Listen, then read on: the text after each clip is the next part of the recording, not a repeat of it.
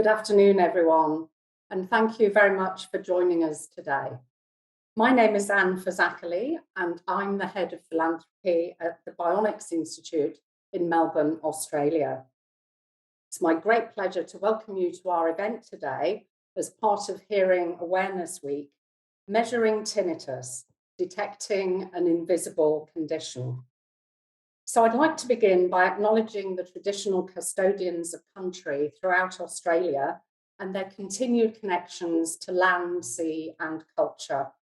I pay my respects to their elders past, present, and emerging, and I extend that respect to all Aboriginal and Torres Strait Islander people in Australia, and indeed to all First Nations people, as we have several people today from overseas. Before we begin, I just have two housekeeping items. Please keep your microphones muted throughout the session. And if you have any questions, and we do hope that you have questions, please type them into the Q&A function that you'll see at the bottom of your screen, and then we'll aim to answer questions after the presentation. I'd also at this point like to acknowledge and say thank you to all our donors, many of whom have been extremely loyal to us over the years, back from when we began as the pioneers of the cochlear implant or the bionic ear. I know that some of these donors are here today, and we'd like to thank you for your generosity and support as we continue our groundbreaking work into new and very exciting areas of medicine. We would simply not be able to carry out our research without the generosity of our funders, so thank you.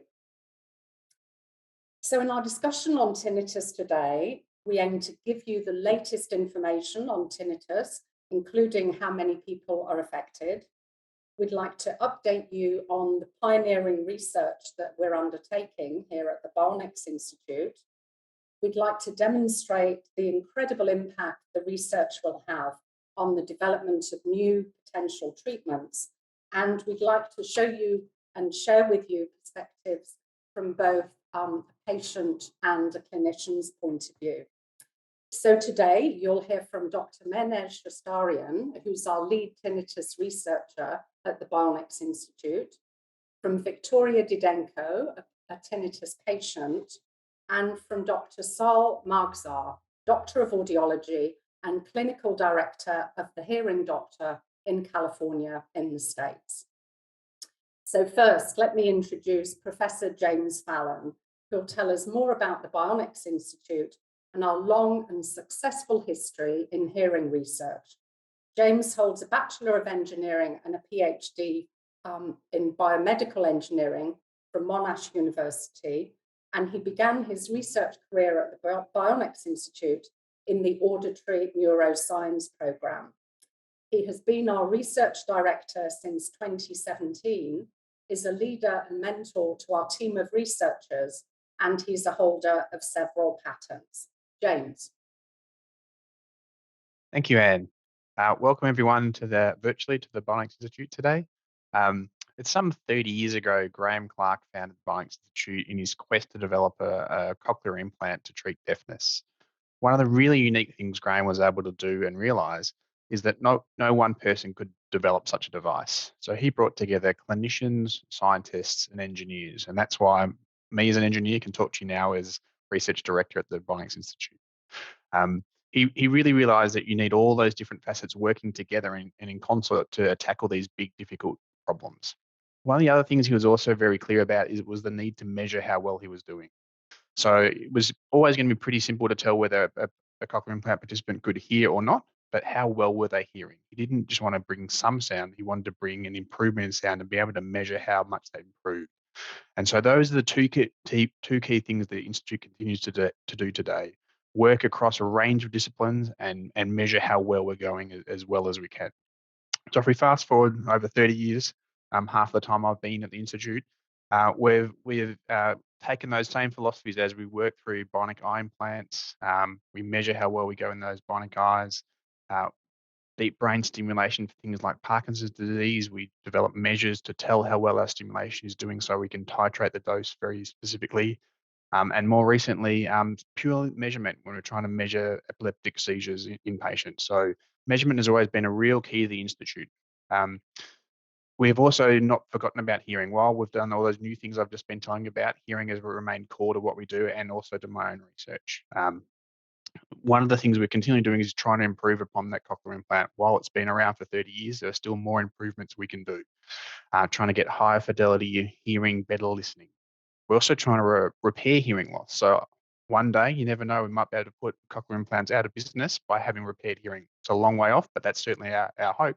But we know we're not going to do it all at once. So measuring how we're going along the way becomes critical.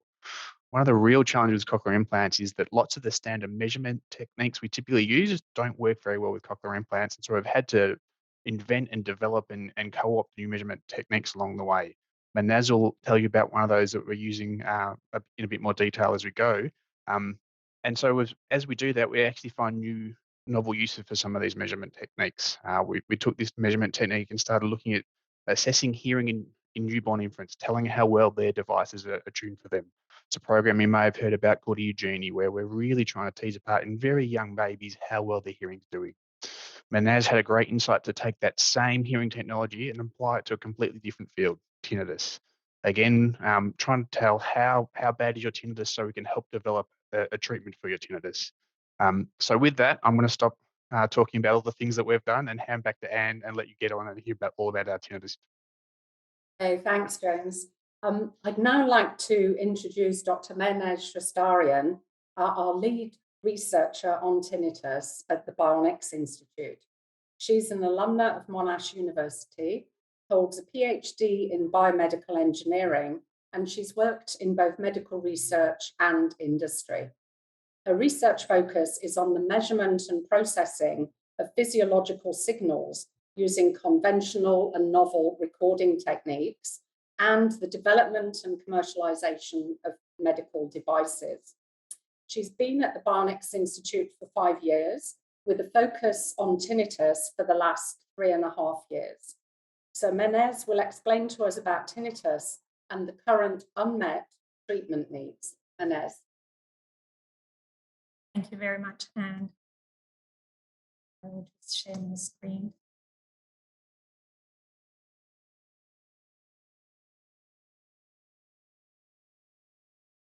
Thank you, everyone, for attending today's event. I'm going to talk briefly about our tinnitus research at the Bionics Institute and some of our goals. Tinnitus, as you may know, is a condition which involves hearing sounds which aren't present externally. Different people explain the sound differently. So it can be a ringing, a humming, a buzzing, but it's always there. And it's quite a prevalent condition. So 1 in 10 adults are known to have tinnitus, and that's a conservative estimate. And in 3% of adults, that's just under 1 million people in Australia, tinnitus is demonstrated in a severe form, so accompanied by symptoms such as anxiety and depression and people being unable to sleep, unable to work. The number of people with tinnitus is predicted to rise, mainly because of the increased noise exposure that we all have. So we're wearing earphones and listening to our radio on our phones and music, which could lead to hearing loss and a more prevalent tinnitus. Tinnitus also has a significant economic impact. So in the UK, it's been estimated that the cost of tinnitus management is about £750 million or 1.4 billion Australian dollars per year. In the US, in a single year, in 2012, it was estimated that disability compensation to US veterans was about $1.2 billion or 1.7 Australian dollars. So a huge economy. Now, for a health condition to be managed well, basically what's needed is an objective clinical test that can give clinicians a diagnosis and a path to treatments for that condition. But in tinnitus, there are several gaps. There are no reliable treatments at the moment. And one main reason for that is that there's no objective clinical test to indicate that a person has tinnitus or how severe that tinnitus is. So clinicians can only rely on patient reports, which are not always enough to base treatments on. So treatments for tinnitus at the moment are mostly focus on the symptoms. So the treatments are around counseling and psychological support, but this is mostly, and sound enrichment, but this is mostly done through trial and error. And patients are often told that they have to learn to live with the condition.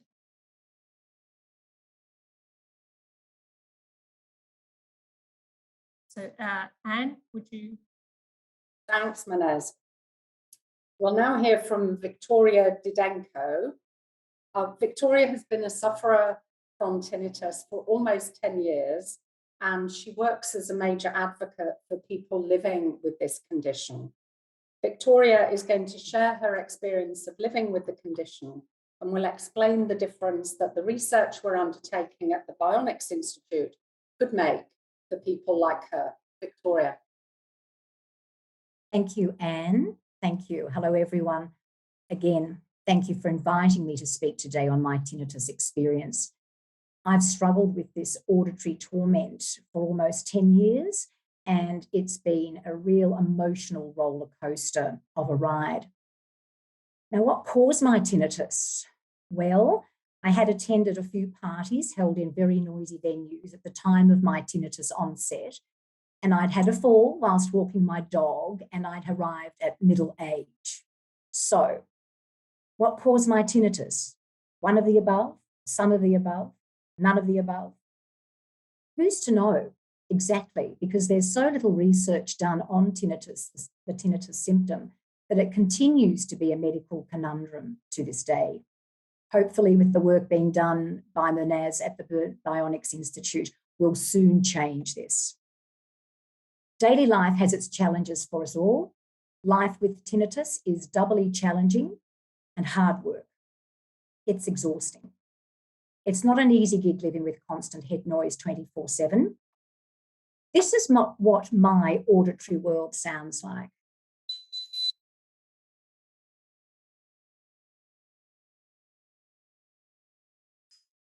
Okay, during the first few months of my tinnitus onset, I experienced a downward spiral into depression. I was experiencing panic attacks. I visited my GP and was given prescriptions for drugs. I didn't fill these scripts. I don't take drugs. I don't take Panadol. I wasn't sleeping. I couldn't break the cycle I was in. I'd never felt so isolated, so traumatized, and so very low in all my life. I experienced suicide ideation, and that frightened me. What to do and where to go? I'd already been to a doctor, an ear, nose and throat surgeon, and an audiologist. I felt lost and alone in my despair because no one could help me, other than to say that I would cope in time. People learn to live with tinnitus, and you will too, I was told by my doctor, but I wasn't given the tools or the information to know how to. I wasn't doing well. Now, I'm a robust person physically and emotionally, and this new me, this falling apart me, was an unfamiliar and disappointing stranger. Is there an elephant in the room? Is there an elephant in this Zoom room? Well, I believe so. Get a grip, be stoic, and put things into perspective, tinnitus patient who isn't coping. There are people worse off than you. There are worse conditions than tinnitus. Well, doctors might not exactly say this, exactly, but many do think it. And I too thought this, but I couldn't get a grip. I didn't know what was happening to me. And it has taken too long and too many years to learn how to live with tinnitus and for it to become manageable. It's often said that there's no cure or very little funding for tinnitus research because it is a medical symptom that won't kill you. People manage, so where's the drama? Well, my tinnitus did kill me. I was dead whilst alive. I was going through the motions, which might pass as living, but inside I was falling apart. The I who had existed prior to my tinnitus onset had died, and I had become a vessel of noise. I was only noise. The noise was closing in on me, it was wearing me down, and I had nowhere to go to escape that noise because I was the sound. How is it that some people who have tinnitus doesn't seem to be concerned or don't seem to be concerned by it? Some people seem to habituate quickly to their head noise and move on without any negative impact from their tinnitus. Mild annoyance may be at the worst. And there I am, and millions of other tinnitus sufferers, struggling, despairing. I wonder, do these people who are okay with their tinnitus, do they hear a pulsating beat of blood thumping in their ear? Do they have a sensation of blocked ears? Do they need to keep popping, swallowing to clear their ears and massaging around their ears? Do they have a piercing sound of a high-pitched sonic whistle ringing in their head all the time? Currently, no one knows exactly what people are hearing when they describe their tinnitus symptoms, other than the person with the tinnitus. So only research and rigorous scientific inquiry will deliver the answers to these important questions. This is why we need to support the research being undertaken by Manaz and her team at the Bionics Institute. Doctors, as well as people experiencing troublesome tinnitus, need to have an objective measure for tinnitus. That old fallacy, if you can't see something, then it doesn't exist, does live on with regard to the tinnitus condition. The research being undertaken at the Bionics Institute is paramount in finding the missing link in the advancement of further work to find a cure for tinnitus, or should I say, a way for the brain to switch off from head noise. When a cure or remedy isn't available, people usually turn to the internet for help. Claims of cures for tinnitus abound. Herbal supplements, cold laser therapy performed by doctors but without supported evidence. Agents for neuromonics claim it to be a cure of tinnitus but without supported scientific documentation. Acupuncture, massage, the list goes on. There are a lot of people making a lot of money from tinnitus, and this rankles me greatly. Having a way to measure the impacts of these treatments on the brain of the tinnitus sufferer will prove once and for all what treatment is effective for tinnitus and what isn't. Now, I don't know of any other medical condition where the advice from the medical professional is to suck it up and get on with it, in so many words. Now, those in crisis with their tinnitus often decide to keep their tinnitus trauma to themselves. We tend to beat ourselves up because we're not coping and shut up. This might sound like I'm being harsh toward GPs and ear, nose and throat surgeons. Of course, doctors want to help, but how can they if a GP can't write a script for a pill as a solution to tinnitus? And if an ear, nose and throat surgeon can't operate the tinnitus away, what else can they do? This is why the work being done at the Bionics Institute is integral for helping these medical professionals do what they do best and do it successfully, to eliminate the pain and the suffering that often goes hand in hand with tinnitus. And tinnitus doesn't affect the sufferer alone. It affects entire communities, work colleagues, family members and friends. It affects you. Each and every one of you engaged in this presentation today will either experience tinnitus at some point in your life, if you haven't already, or you will know someone who is suffering from this auditory torment. You may not even be aware that your loved one or work colleagues have tinnitus because they're keeping it to themselves. A high percentage of musicians and entertainers experience painful tinnitus, yet because of the competitive nature of their industries, they too keep their suffering to themselves. Better to employ the oboe player without tinnitus than the oboe player with tinnitus. Children, teenagers, and deaf people can also experience tinnitus. Tinnitus is not exclusively an old person's symptom. Again, this is where the Bionics Institute and the research Manaz and her team is engaged in is so very important for all of us. It's crucial that there exists a viable, scientific, objective way to measure tinnitus, to pave that way for a remedy to this conundrum of a symptom. Then and only then will tinnitus prognosis be constructive, positive, and successful in the future. We need this research. We need this scientific research. We needed it yesterday. Together, let's help silence tinnitus once and for all. Thank you. Thank you, Victoria, for sharing your very personal experience in such an honest and very passionate way. Thank you. I'd now like to introduce Dr. Sol Margzar. Dr. Margzar holds a doctorate in audiology with certification by the American Board of Audiology, and he is clinical director of the Hearing Doctor in California, USA. He's evaluated and treated over 40,000 patients since 1997 with a special interest in the treatment of tinnitus. Dr. Margzar was one of the experts invited by the American Academy of Audiology to develop the guidelines for the evaluation and management of tinnitus that was published in 2004. Dr. Margzar today will speak to us about the difficulties that doctors experience when it comes to diagnosing and treating tinnitus, and the impact that our research could have on both doctors and their patients. Dr. Margzar. Thank you so much, Anne. I appreciate the opportunity. I would like to first, according to the Code of Ethics of American Academy of Audiology, to announce that I do not have any association with Bionics Institute in a financial or otherwise.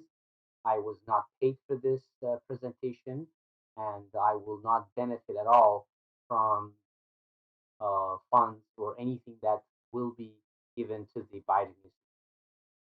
I'm going to start sharing so that other people would get a chance to ask questions as well. So, um,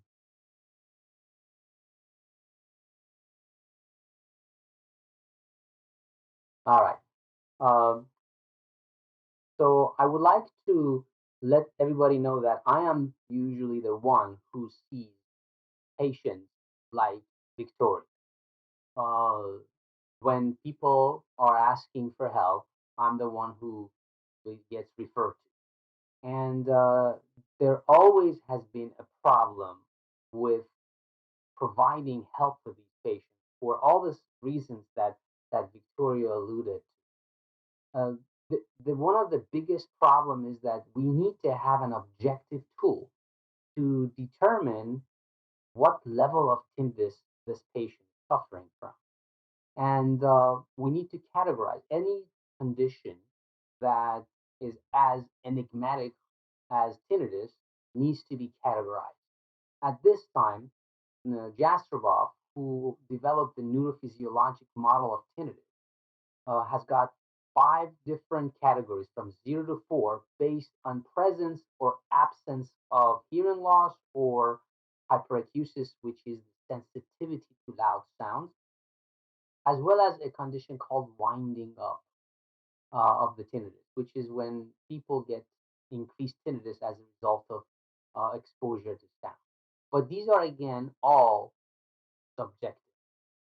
Then it's interesting, by the way, seeing categorization with an S instead of a Z. This was probably one of the changes that Lucy had to do to my presentation.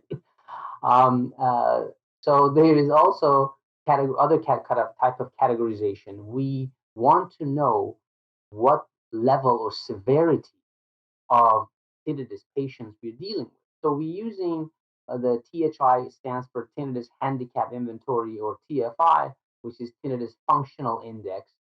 And these are like papers that or forms on a computer that patients fill out. But it's all affected by many factors, and sometimes rightfully so, because as Victoria beautifully wrote, the patient's psychology gets affected by this tinnitus. But this by itself also hurt us in a way, because we don't know, is it the loudness of the tinnitus that's affecting the patient, or is it the psychology of the tinnitus or the psychology of the patient that's affecting the reaction to it. So Then there's also the old way that most ear, nose, and throat doctors categorize tinnitus is based on the presence or absence of hearing loss. That, well, yeah, you have tinnitus because you have hearing loss, or do you have hearing loss and tinnitus, or is it just the tinnitus? A lot of people, as much as 40% of patients with tinnitus do not have any hearing loss. That's absolutely none. So, they need to be categorized differently. So it would be a really good idea if we could have a way of categorizing them based on the severity that is totally objective. Now, because tinnitus is a very complicated condition, which most of the time is multifactorial, which means that a little partying, a little fall, a little aging, and maybe some side effect of certain medication could break the camel's back. I don't know if you guys use that. The straw that broke the camel's back. Do you guys use that in Australia? Yeah. So that's probably what it does. And then we have so many patients whose tinnitus is noise induced. So 70% of people have a major factor as we call it excessive noise. And these patients could have a totally different reading on uh, the stroboscopy than someone who gets it as a result of a side effect of medication. So having these type of research could create a much better categorization so that we will create programs and treatments, and we could objectively determine what treatment works with which category of these patients. For example, I told you that 40% of patients with tinnitus do have some level of sound sensitivity, and the fact that people would have normal hearing. So there's a lot of work that needs to be done, and having a tool is going to be very helpful in terms of increasing success rate. Um, Now, if when a patient comes to my office, the only thing I can do is uh, pitch matching and masking, and another thing called residual inhibition, which is presenting a noise and finding out if that noise will subside the tinnitus or completely stop it, which happens in some cases. But all of that is also subjective. I mean, I ask the patient, which one is it that you hear, this sound or this sound? And they have to choose. And it's only going to be at that point, and it's going to be in a booth. So most people don't live in a booth. So it's a very, very artificial way of measuring. But without having any sort of measurement, you don't know whether we're dealing with a high frequency or low frequency tinnitus. So you have to still do it at this time. So when you rely so much on a patient response, then the variance of the data increases, which creates a very, very difficult way to study or create a research for. And one of the biggest uh, problem that tinnitus research has is the high level of placebo effect. There are a bunch of studies that indicate that you could have as much as a 40% placebo effect in tinnitus treatment paradigm. So, and without an objective measure, um, when you are a clinician, it's very difficult to figure out, you know, is your tinnitus treatment effective because the actual tinnitus has changed, or because the patient is doing better because you've done a lot of great psychological work as well as counseling as well as sound therapy. And Vernon's study showed that by just asking the patient to rate the loudness of tinnitus, you are not going to get a good response, because the difference between the loudest group in Vernon's study and the softest group was only 3 decibel. So there are some other factors, which is mostly cerebral, in my opinion, that determine whether the patient becomes not a bothersome tinnitus patient or just the patient uh, who experiences tinnitus. Um, so, like they said, that if the condition is invisible and you don't have an objective test, then how can you determine if the treatment is efficacious or not.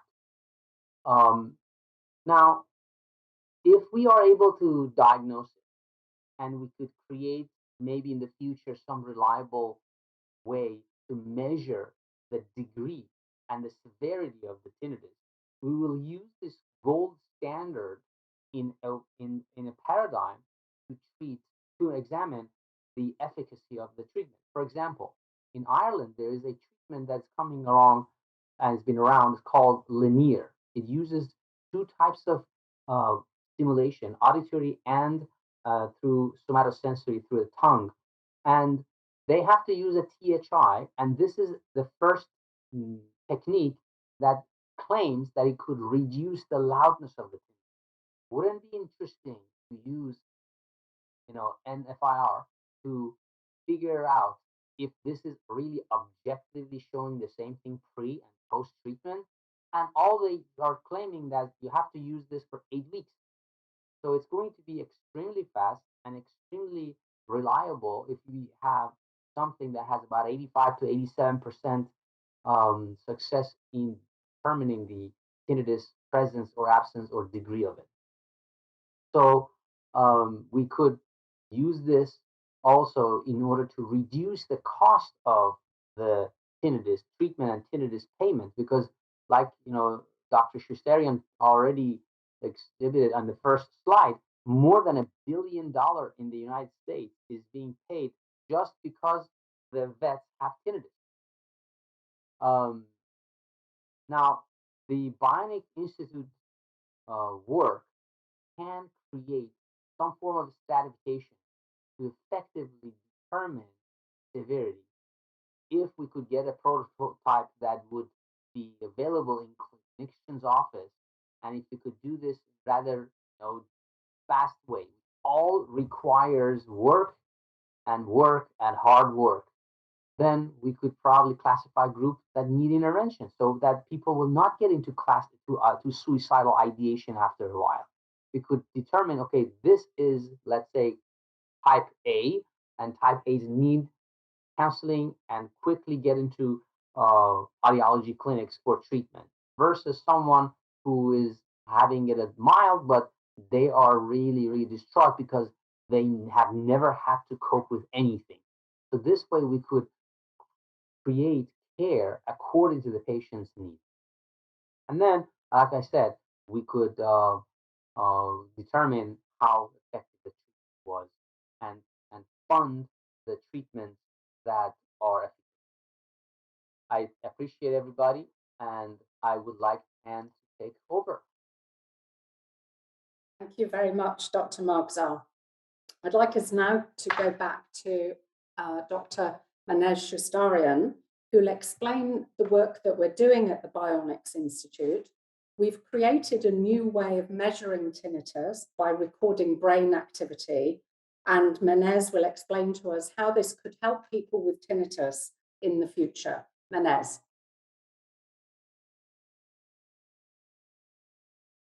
Thank you, Anne. And thank you very much to Victoria and Dr. Margzal for sharing their experience. To go back to our work at the Bionics Institute, as Victoria and Dr. Margzal have both mentioned already, we are working on developing an objective clinical test for this condition.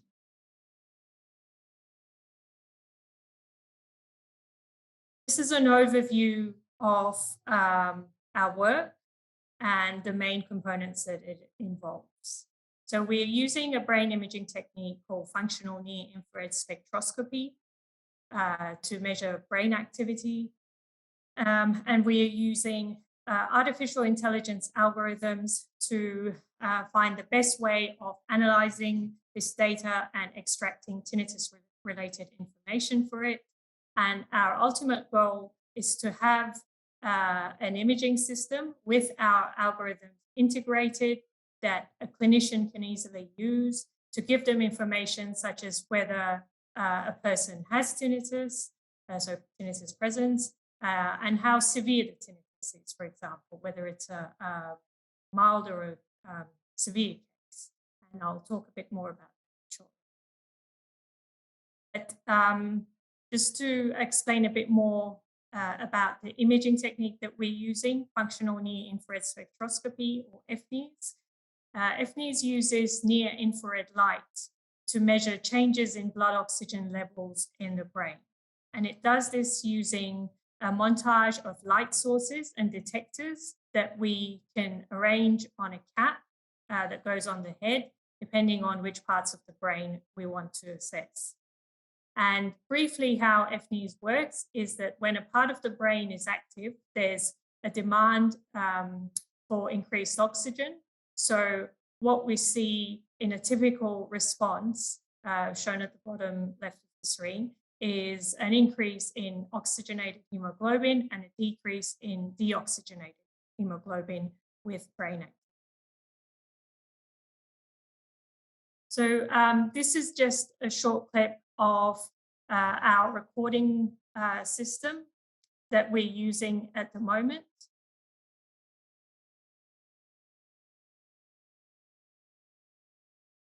So you can see the cap that has the light sources and detectors that I mentioned that goes on the head.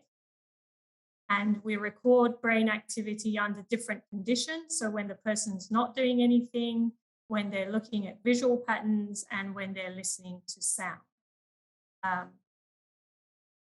And we're combining all this information together. So research on tinnitus is done using other imaging techniques as well, but we think that functional near-infrared spectroscopy has a number of advantages that will make it suitable for eventual clinical use. And some of these are that it's portable and cost-effective compared to an MRI machine, for example. Also, it operates quietly, so there's no scanner noise, which makes hearing research difficult.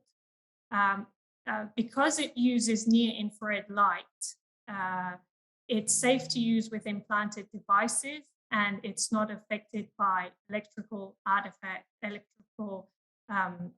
or interference from other systems, other electrical systems, for example, and it's also non-radioactive. This is a typical signal that we get from this imaging technique. This is from one location on the brain. And usually the signal that we get, we'd take it through several conversions. It would be converted to optical density and oxygenated and deoxygenated hemoglobin that I mentioned before. Then from those signals, we would extract features and then compare these features in groups. So perform statistical group comparisons between, for example, a group of patients with tinnitus and a group without tinnitus. But what we're doing in our research is replacing those last two steps with artificial intelligence techniques. And the reason we're doing that is that artificial intelligence techniques have capabilities that are, again, helpful to the eventual clinical use of this technique. So AI methods, for example, are capable of extracting disease-related information from large amounts of data. So you can see the imaging cap on the right has several light sources and detectors on different parts of the brain. At the moment, we're recording from about 40 different channels or brain locations. And we're recording them under different conditions, as I mentioned, resting state, in response to different stimulation. So that's a huge amount of data. And for clinical use, we might not need all that data. So AI methods will enable the optimization of these data sources. They can also be used, AI methods can also be used for what's called single subject prediction, which means that rather than looking at group differences, we can take data from a single person and with the model that we've built from all our tinnitus patients and all our healthy controls, we can predict whether the data comes from a tinnitus group or a control group, for example, or whether it's mild tinnitus or severe tinnitus. which again is needed for clinical use. So Victoria and Dr. Mazar have already spoken about the impact of an objective measure and how it could change things for clinicians and patients. So the general idea is to improve treatments. So having an objective measure could provide key information on whether treatments are working or whether a change of treatment is needed. It can also help identify subtypes of tinnitus and what treatment they would benefit. Also for drug development, a few years ago now, in 2005, it was estimated that a novel tinnitus drug is estimated to have a product value of $689 million in its first year of launch alone.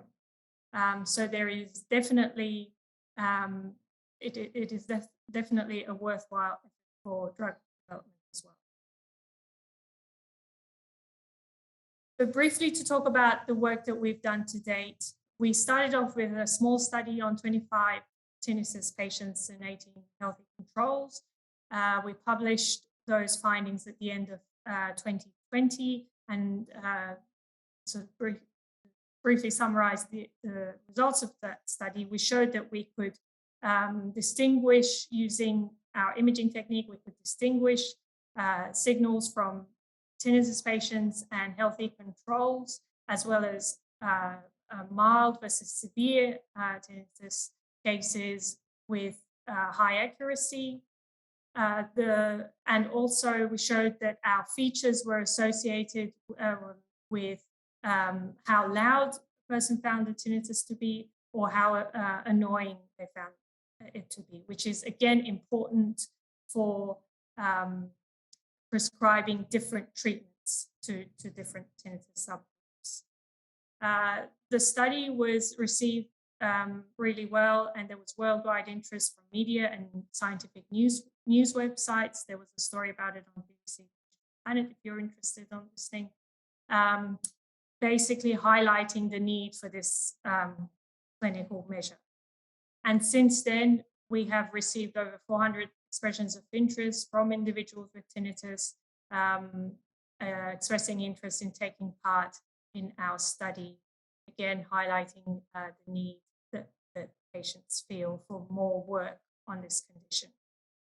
We've filed an international patent application since that study. So throughout last year and in between pandemic lockdowns, we've collected further imaging data from 141 individuals. 90 of those have tinnitus and the rest are healthy controls to give us comparison data.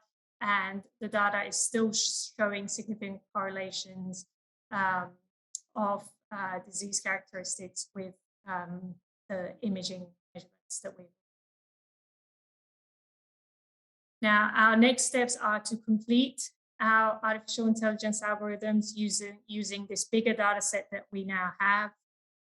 As I mentioned, what we need to do with in terms of hardware development is to have an imaging system with our algorithms integrated that can be easily used in a clinic. And a very important step to evaluate and progress this objective measure is evaluation of potential treatments for tinnitus using our objective measure. And we are in discussion with several groups working on treatments who would benefit from this objective measure. So thank you very much for listening, and I'll hand back to Anne.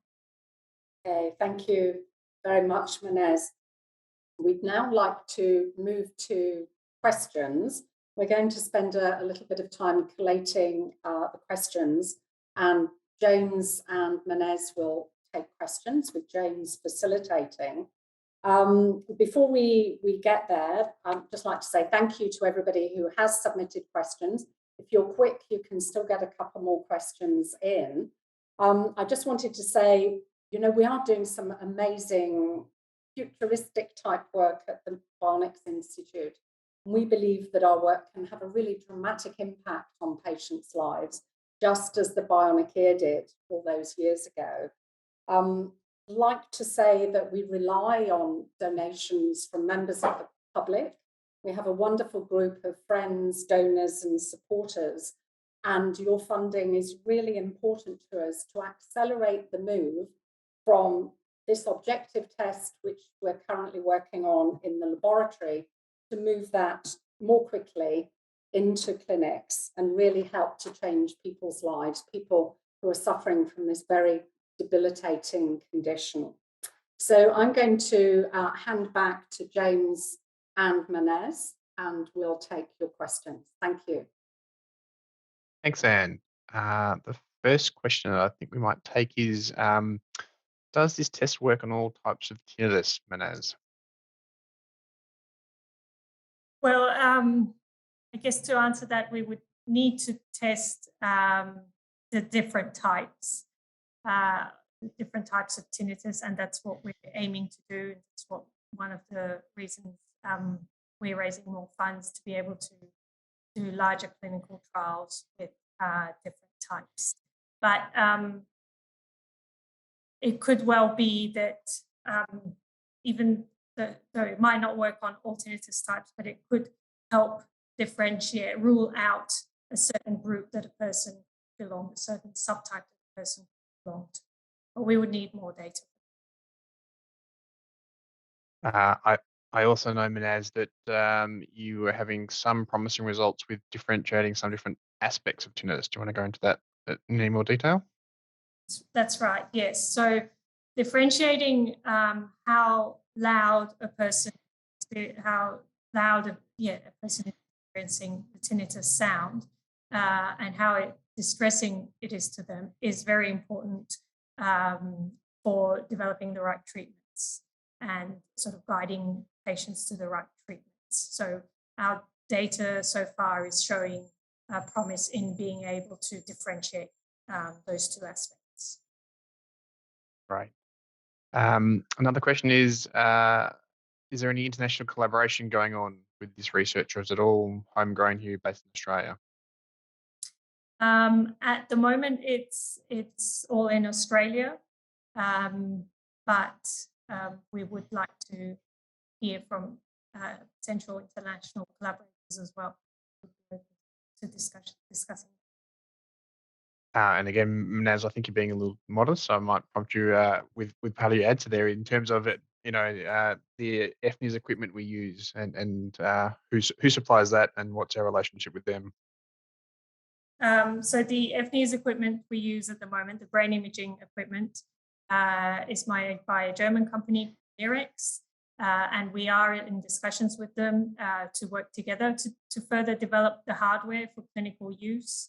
And as part of that, those discussions and collaborations, Nirex supplied us with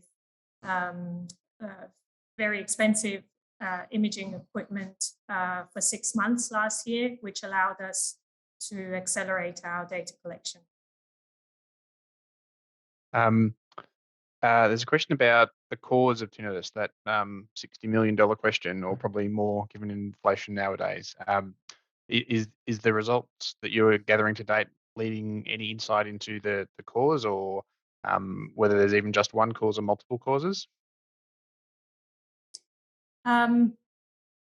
We wouldn't be able to tell directly what the cause of tinnitus is, but being able to differentiate subtypes based on the brain signals that we're gathering could assist with that, but not directly itself. Right. And I'll add a little bit there. The Institute has a broader tinnitus research program where we are certainly looking at other aspects of tinnitus to try and establish or help unravel some of those cause and effect. And certainly there's, it's one of those multi-stage things for some instances as well, where tinnitus is not static and therefore may change over the progression. And therefore it's a very difficult question, but certainly one we're spending quite a bit of time trying to address. There's a question for Victoria about whether she'd care to talk about how does she cope with her tinnitus? Yes, well, I cope, but I would rather live. I'd rather live life as opposed to just coping with it. But it's a convoluted process. Some days I don't use hearing aids. I have enjoyed my hearing aids on the days where, as you said, tinnitus it's mercurial. It's sometimes it's really loud, as today it is. And I have hearing aids in, which amplifies the ambient sounds, and it makes my tinnitus appear less intrusive. Um, um, Sound machines, I have music playing, much to the chagrin of my husband. Crickets, I love cicadas and crickets and birds. High-pitched sonic ringing is lovely to my ears because it drowns out that whistling and sound in my head. And you know what? Being proactive, I felt a victim when I first acquired tinnitus. And by being proactive and working hard, together with the Bionics Institute, all volunteer, getting that message across that I'm not happy. I don't like having tinnitus. I don't want it. And I'm going to do everything in my power to find a way to live and accept the tinnitus until there is a remedy or a way for the brain to switch off. So I'm on all the time, with sound machines, hearing aids sometimes, hearing aids not, music, and lots of love, good humour, and not too much alcohol. A little bit, not too much. Right, probably a good recipe for us all there, Victoria. um, um, there's a question around: do you see any variation in your brain signals that you're recording, Manaz, between people who have tinnitus with hearing loss or without a hearing loss, or is there any other variations on hearing status that you've been able to investigate that might shed some light on what's going on? It's certainly something we're looking at. So when we have participants coming for testing, we also do a hearing test on them. So we have data about their level of hearing, and we are looking at differences or effects of hearing loss. We're in the midst of looking at that data, but it's certainly a question we're trying to answer. Excellent. There's a couple of questions related on a similar theme around when might this test be available, and when might a treatment be available. Do you have any good answers for anyone out there, Manaz? Wonder if you'd have a better answer. Manaz, being honest, again, look, we believe this test is actually pretty close to ready to go. But as you saw, the cap in some of those images that Manaz has shown is great for experimental research and is great for participants who come in and volunteer at the Institute, but is far from ready for prime time to put in the hands of our clinical colleagues. And a little bit bulky to ship to the other side of the world for our US-based colleagues to trial out in their labs as well. So certainly, we think we're on a pretty accelerated path at the moment. We're hoping within 2 or 3 years we'd have a test out in the clinic, being thoroughly tested. Obviously, as for a lot of these things, the rate limiter is the funding and the people power and the resourcing to get it through. Some of the most exciting work has been done by Manaz already, and there's some good old-fashioned engineering left to do, which I'm happy to help out with, and that's why we work in a multidisciplinary institute. So we would be hopeful of accelerating that deployment with additional injection of funds. And as we've tried to point out, we actually think there's possibly already some quite good tinnitus treatments out there, but it's actually matching the right treatment with the right tinnitus sufferer is perhaps part of the issue we're missing as well at the moment. And that's why, as Dr. Mazda spoke about, one of the things is actually being able to categorize the tinnitus in the correct way. And we believe that this test is really helpful, and perhaps one of the most exciting things, as Manaz spoke about, is using artificial intelligence to help us do diagnostic on an individual basis. So it's great to have things that work for a group, but as Victoria, I'm sure would say, she's not a group of tinnitus sufferers; she's an individual, and we need a test that suits Victoria, not a whole group. And so being able to actually tweak those tests for individuals is what we're hoping we can really achieve. Anything you care to add, Naz, or do you think I've covered that one for you? No, that's fine. Thank you. And I think, sorry, there's a question from Dr. Mazar who's asking if anyone's tinnitus has changed after they go through our imaging technique. No, so we ask people to rate their tinnitus loudness and annoyance before and after the imaging, and there's usually not much change. Sometimes sitting on the comfortable chair for half an hour and sort of people find that relaxing, but other than that, no, there's no change in tinnitus. Do you have any evidence otherwise around any of those other potential testing regimes that you mentioned and any effects they may have on people's tinnitus in terms of does sitting in an MRI scanner make people's tinnitus worse or trigger events? Well, MRI scanners are very loud. And certainly a lot of people with tinnitus say they find it very uncomfortable to have that scanner sound whilst they're going through the imaging. Right, I think I'm getting near the end of the questions. There was another one that popped up around how can they be involved in your study, Manaz? So at the moment, we have our imaging set up here in Melbourne, in East Melbourne. And our details are on the Bionics Institute website. So if you send us an email, we go through some questions about your tinnitus and other conditions, and then we could come in, take part in the trial. But we're only in Melbourne. And I've done my best to get through the questions. We did have a rapid barrage there at the end, so if I've missed yours, I do apologise. But I do hope you have enjoyed the session. And I might hand back to Anne now for closing remarks. Okay, thank you, James. Thanks, Manaz. And thanks to all our speakers, James, Manaz, Victoria, and Dr. Marksar. So that brings us to the end of our session on measuring tinnitus, detecting an invisible condition. The recording of this will be available shortly on our website, so do keep an eye on our website. And we hope in any case you'll stay in touch with the Bionics Institute community, and we would love your thoughts and your feedback on the work that we do. We're always open to comments and suggestions from everybody. So thank you so much for joining us today.